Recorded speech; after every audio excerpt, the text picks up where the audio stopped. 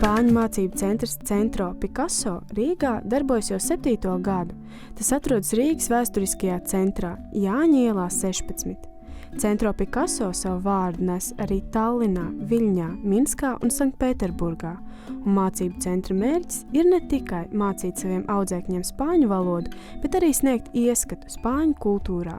Tādēļ Centro Picasso strādā pasniedzēji, kuru dzimtā valoda ir spāņu. Mācību centra dibinātāji uzskata, ka valodu pilnvērtīgi var apgūt tikai tad, ja papildus tiek izzināta arī valsts kultūra, vēsture un tās iedzīvotāju mentalitāte.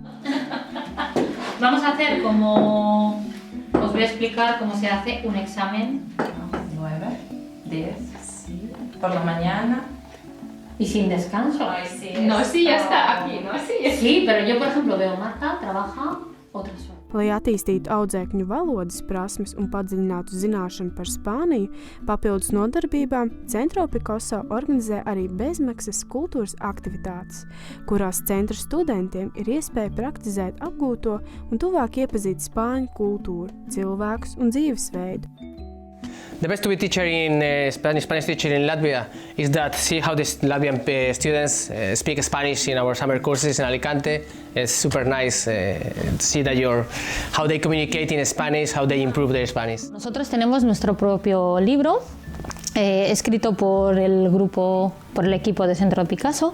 En él se practican todas las destrezas del Marco Común Europeo de las Lenguas, comunicación, escritura.